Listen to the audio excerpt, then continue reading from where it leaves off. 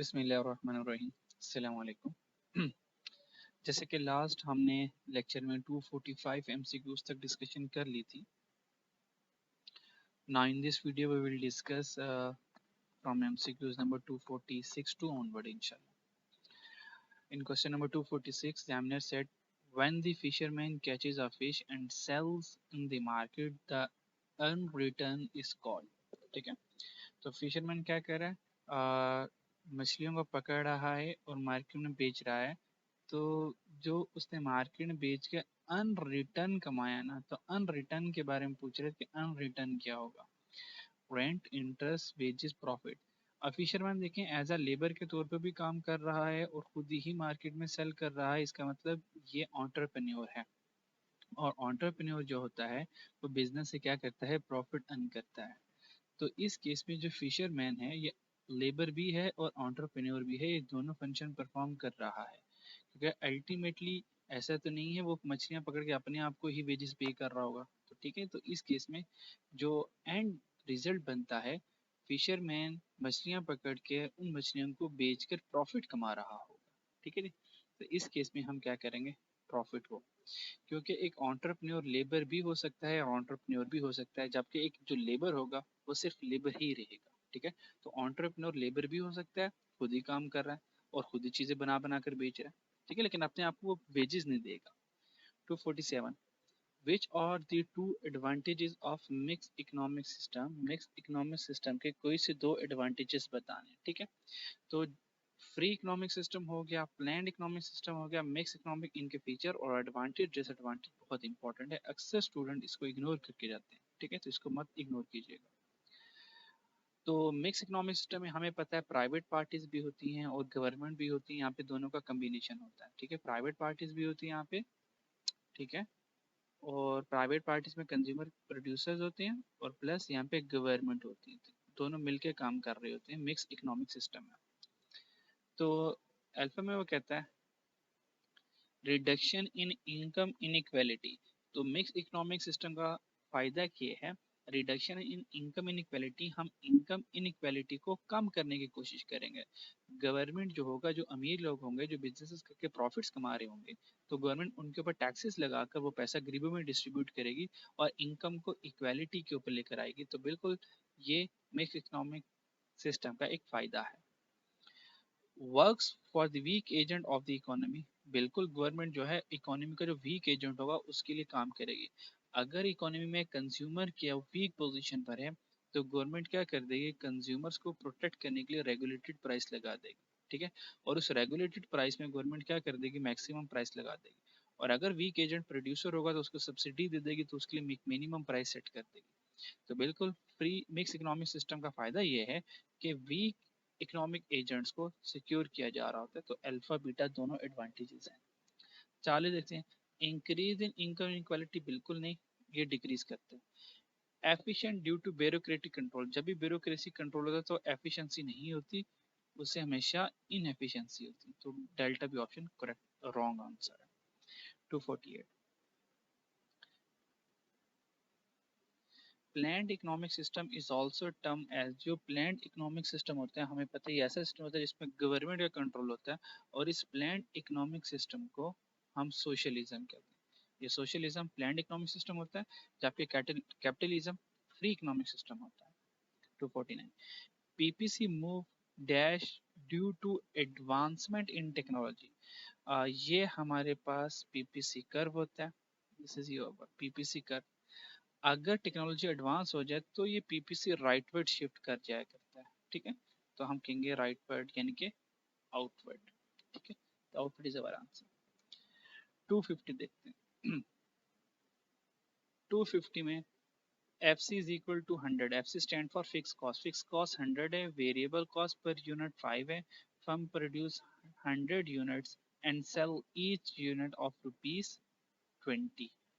Profit calculate करना, तो यहाँ पे लिख लें ₹20 ईच। तो हमें प्रॉफिट कैलकुलेट करना है। तो प्रॉफिट कैलकुलेट करने के लिए तो हम कर लेते हैं। तो सबसे पहले लिख लेते हैं सेल कितनी हुई हमारे पास। तो सेल देखें, फर्म प्रोड्यूस 100 यूनिट्स, तो 100 यूनिट्स प्रोड्यूस किए और एक यूनिट कितने का बेचा, 20 रुपये का, तो प्रॉफिट कितना आ जाएगा हमारे पास, 2000 रुपीज सेल आगे, सॉरी सेल आगे, ठीक है। इसमें से माइनस कर देंगे हम variable cost. Variable cost 100 units बनाए, तो 100 यूनिट्स की वेरिएबल कॉस्ट कितनी, 5। तो 100 मल्टीप्लाई बाय ₹5 करेंगे, तो वेरिएबल कॉस्ट आ गई 500। फिर माइनस कर देंगे अदर कॉस्ट। अदर कॉस्ट में से हमारे पास देखें फिक्स कॉस्ट भी दैट इज 100, तो फिक्स कॉस्ट हमारी क्या है 100। तो सेल में से वेरिएबल कॉस्ट माइनस की, और ये 100 हमने फिक्स कॉस्ट माइनस की, ठीक है। तो 2000 में से 600 हमने माइनस किया, तो हमारे पास जो प्रॉफिट आ गया 1400, ठीक है। तो 1400 इज अवर प्रॉफिट। तो वेर इज 1400, कहीं नहीं लिखा हुआ। अगर ऑप्शन 1400 का होता तो हम 1400 को सिलेक्ट करें, तो अगर ऑप्शन नहीं है तो ठीक है, हम 1400 खुद से लिख लेंगे यहाँ से, ठीक है। पॉइंट सी इंडिकेट, ये जो हमारे पास डायग्राम बनी है, ये जो डायग्राम बनी है ये पीपीसी की बनी हुई है। पीपीसी या पीपीएफ दोनों उसको कहते हैं, प्रोडक्ट पॉसिबिलिटी फ्रंटियर या प्रोडक्ट पॉसिबिलिटी कर्व। कहता है बताएं इस पॉइंट सी का मतलब क्या है। किसी एमसीक्यू में पॉइंट बी के बारे में पूछ सकता है, किसी एमसीक्यू में पॉइंट ए के बारे में पूछ सकता है। तो याद रखेगा ये जो पॉइंट सी है ये हमारी रेंज से बाहर है, हमारे रिसोर्सेज से बाहर है। Point C is beyond our resources. तो पॉइंट सी शो स्केर्सिटी, ठीक है। ये स्केर्सिटी शो करता है, यानी कि we have limited, we have shortage of resources, ये शॉर्टेज ऑफ रिसोर्सेज है। तो पॉइंट सी को फिलहाल हम अटेन नहीं कर सकते, तो दैट इज कॉल्ड अनअटेनेबल। तो ये हमारे पास क्या होगा, अनअटेनेबल होगा, फिलहाल हम इसको हासिल नहीं कर सकते। ये जो पॉइंट बी है ना, ये इस पीपीएफ के ऊपर बना हुआ है। ये पॉइंट बी एफिशिएंसी शो करता है, ठीक, क्या शो करता है, एफिशिएंसी शो करता है। मीन अगर हम सारे रिसोर्सेज को बेहतरीन तरीके से यूटिलाइज करें तो हम इस पीपीएफ के ऊपर मूव कर सकते हैं। और पॉइंट ए क्योंकि इस पीपीएफ से बिलो पर बना हुआ है, इसका मतलब हमने अपने रिसोर्सेज को सही तरीके से यूटिलाइज नहीं किया, इसका मतलब हमने अंडर रियलाइज रिसोर्सेज किए। तो पॉइंट ए का आंसर अंडर रियलाइज है। क्योंकि उसने सी पूछा है तो सी हमारा ऑप्शन अल्फा करेक्ट है। पर मैंने आपको तीनों एक्सप्लेन कर दिया। हो सकता है आज सी आया, कल को बी आ जाए, फिर अल्फा आ जाए। अच्छा जी, 252, इफ रिजर्व रेशियो 20%, अगर रिजर्व रेशियो 20% है और इनिशियल डिपॉजिट 100 है, तो बताएं टोटल क्रेडिट कितना। तो ये बड़े इंपॉर्टेंट क्वेश्चन है मल्टीप्लायर और क्रेडिट वाले, ठीक है। तो देखते हैं टोटल क्रेडिट कैसे कैलकुलेट करते हैं। तो टोटल क्रेडिट कैलकुलेट करने के मनी मल्टीप्लायर कैलकुलेट किया, तो 1 डिवाइड बाय रिजर्व रेशियो। तो रिजर्व रेशियो 20% है, तो 1 डिवाइड बाय 20% गया, तो आंसर आ गया 5। तो ये मल्टीप्लायर 5। इनिशियल डिपॉजिट कितना है 100 का, तो 5 को 100 से मल्टीप्लाई करेंगे, तो टोटल क्रेडिट हमें हमारे पास आ जाएगा 500। तो दैट इज द चार्ली, ठीक, सिंपल सा क्वेश्चन। चलिए 253 देखते हैं। इन 253 रियल जीडीपी, याद रखिएगा जो रियल जीडीपी हमेशा बेस ईयर पर कैलकुलेट होता है, यानी कि बेस ईयर पर कैलकुलेट होता है, यानी कि ये हमेशा कांस्टेंट प्राइस पर कैलकुलेट होता है रियल जीडीपी। और अगर रियल ना लिखा होता और अगर यहाँ पे नॉमिनल लिखा होता, तो नॉमिनल करंट ईयर के लिए कैलकुलेशन करता है। नॉमिनल जीडीपी की जो कैलकुलेशन होती है वो हमेशा करंट ईयर पर हो रही होती है, क्योंकि नॉमिनल जीडीपी में इन्फ्लेशन आ रही होती है और इन्फ्लेशन हमेशा करंट ईयर के साथ कैलकुलेट हो रही होती है। 254, अगर जीडीपी हमारे पास 1,92,100 है और पॉपुलेशन हमारी 226 है, तो बताएं पर कैपिटा इनकम कितनी है। तो सिंपल आसान है। तो हमें पता है जो हमारी पर कैपिटा इनकम है उसका फॉर्मूला होता है total national income divide by total population. तो नेशनल इनकम कितनी है 1,92,100 और टोटल पॉपुलेशन कितनी है 226 है, ठीक है। तो हमने क्या किया, इन दोनों को डिवाइड कर दिया, और इन दोनों को डिवाइड करके हमारे पास जो आंसर आया वो आंसर आया 850। तो वेर इज 850, तो 850 हमारे पास क्या है, पर कैपिटा इनकम है। चलिए नेक्स्ट देखते हैं 255। 255 में एग्जामिनर कह रहे हैं the pattern of output fluctuation are known as, ये जो आउटपुट की फ्लक्चुएशन होती है लाइक दिस, ये आउटपुट की फ्लक्चुएशन होती है, इसको क्या कहते हैं, इस आउटपुट की फ्लक्चुएशन को बिजनेस साइकिल कहते हैं। जैसे कि ये बूम बिजनेस साइकिल का आ गया, रिसेशन आ गया, डिप्रेशन, रिकवरी, ये बूम। तो आउटपुट की फ्लक्चुएशन को बिजनेस साइकिल कहते हैं, ठीक है। 256 what is the function of tariff, tariff के दो फंक्शन बताएं क्या है। तो हमें पता है टैरिफ लगाया ही इस वजह से जाता है ताकि हम इंपोर्ट कम कर सकें, ताकि हम अपनी जो इंपोर्ट है वो कम कर सकें और एक्सपोर्ट बढ़ा सकें। तो ये दो मेन टैरिफ के फंक्शन हैं। तो देखते हैं डिक्रीज गवर्नमेंट रेवेन्यू, नहीं जब टैरिफ लगता है टैक्स लगता है तो गवर्नमेंट रेवेन्यू बढ़ता है, तो ये तो गलत हो गया। Increase the price of import, बिल्कुल टैरिफ लगने से इंक्रीज हो जाती है इंपोर्ट प्राइस, तो बीटा सही है। Improve the current account deficit, बिल्कुल जब टैरिफ लगता है इंपोर्ट कम एक्सपोर्ट ज्यादा, इंपोर्ट कम एक्सपोर्ट ज्यादा, इसका मतलब बैलेंस ऑफ पेमेंट का जो डेफिसिट है वो बेहतर हो रहा है, वो इम्प्रूव कर रहा है। यानी कि पहले हम डेफिसिट पर थे, अब हम सरप्लस की तरफ मूव कर रहे हैं, तो चार्ली ऑप्शन करेक्ट है।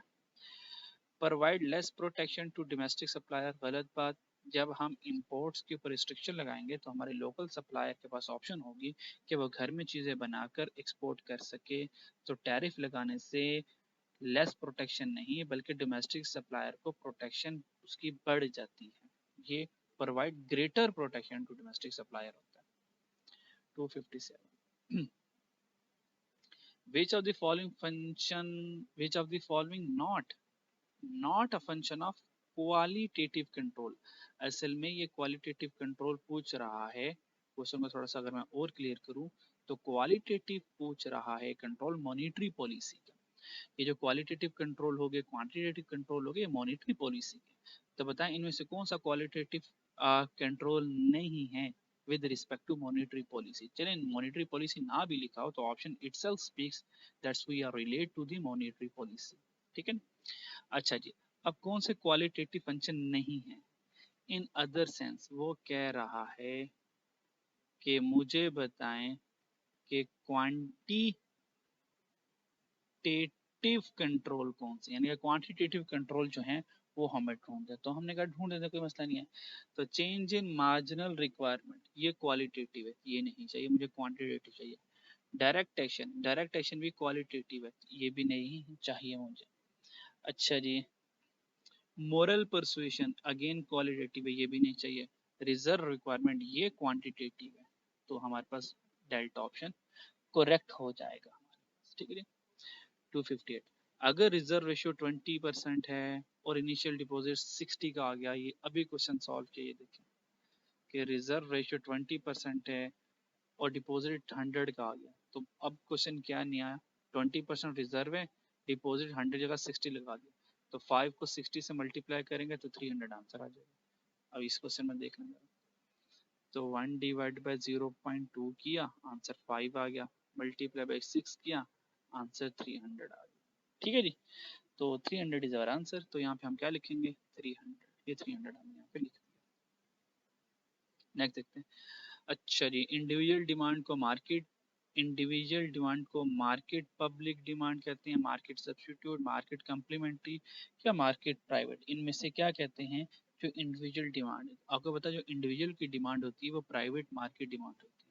ठीक है जी, तो इंडिविजुअल डिमांड ये हमारे पास मार्केट डिमांड आ गई। ठीक है जी।